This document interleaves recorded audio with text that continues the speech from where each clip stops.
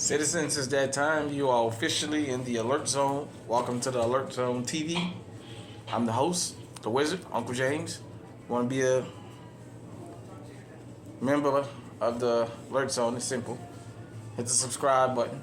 Hit the bell with all so you can be notified when we drop fire content. Give the video a like. Make sure you share. All right, let's get into it. Got the Walther PK380 clear. It's my EDC. For those of you who are new to the channel, and I just wanted to talk about something.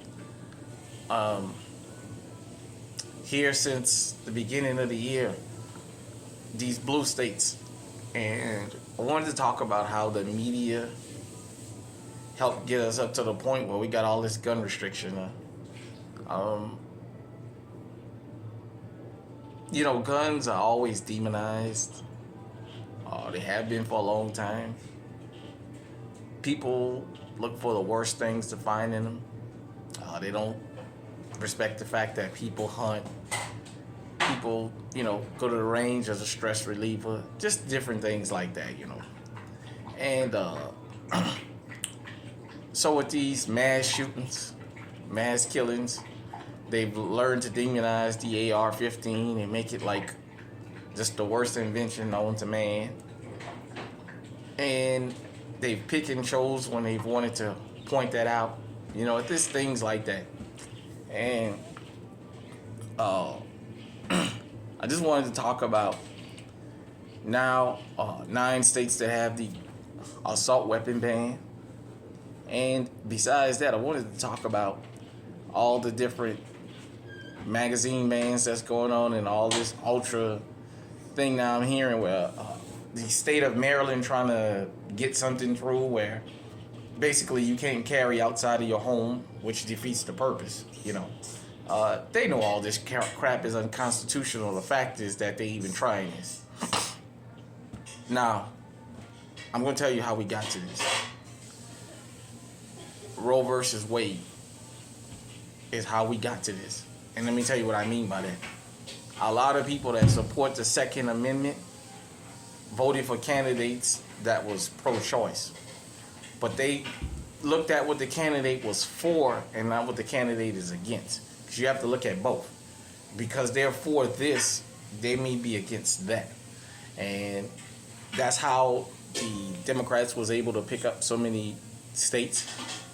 And now that they've got the whole Roe v. Wade thing in their favor, now they're coming after the thing that they're against.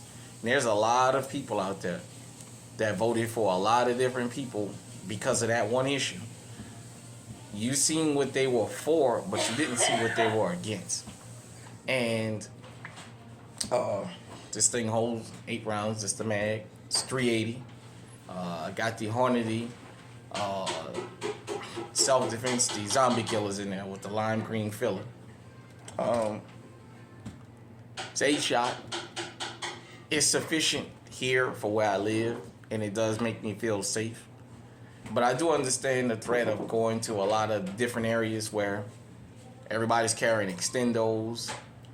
You seeing Dracos and what have you out in public like nothing. That kind of stuff.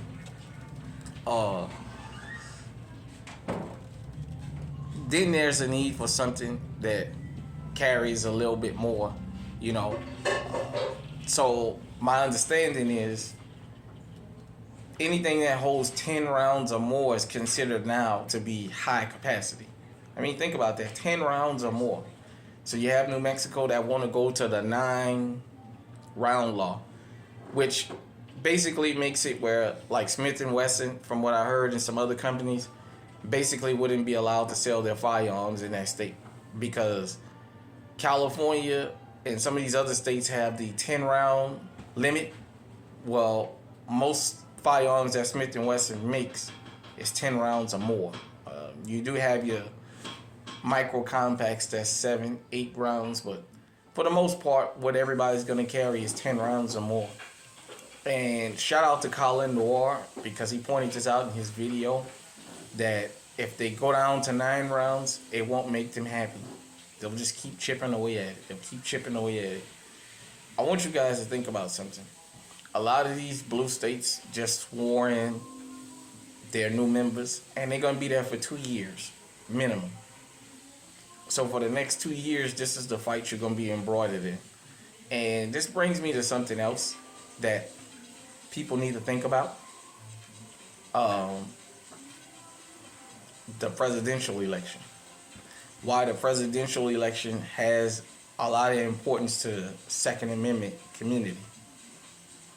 Because the president picks the Supreme Court justices when it's some time for somebody else to be put in.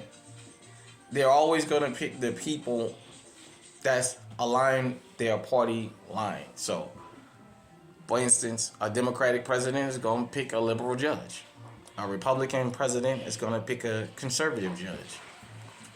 Right now, the conservatives hold the Supreme Court, and they've already made it clear, the liberals, they want Clarence Thomas off of there.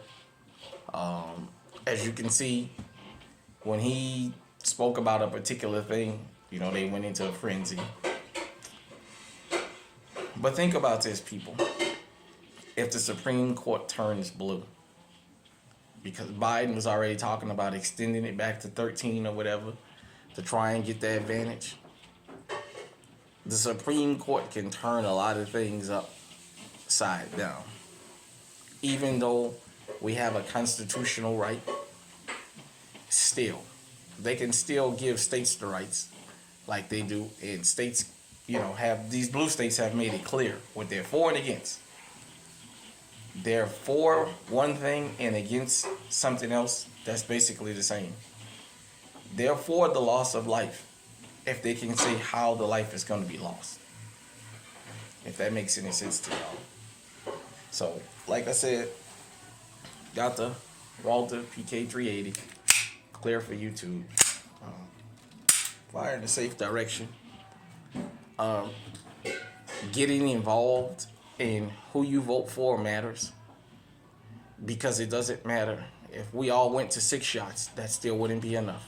If we all had 6-shot revolvers and double barrel pumps and that was it, it wouldn't be enough. You would still find somebody that would complain. And to show you guys just how far these people are willing to go after firearms, they're trying to pass laws to say that victims of gun violence can sue gun makers. Well, if that's the case, victims of accidents, hit and run drivers should be allowed to sue automakers, because that car was used for something that it wasn't intended to be used for. Firearms are not intended to commit crimes with. So that's what I say. If you can sue Smith & Wesson for somebody being shot, you should be able to sue Ford for somebody that pulls a hit and run. Let that sink in for a minute. I just wanted to do a quick drop in and let everybody know that the Second Amendment is going to always be under attack.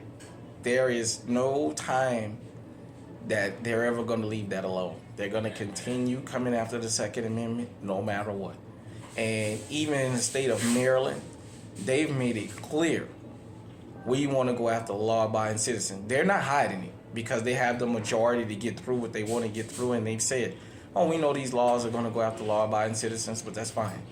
So they want to make it where you can't carry a firearm in public.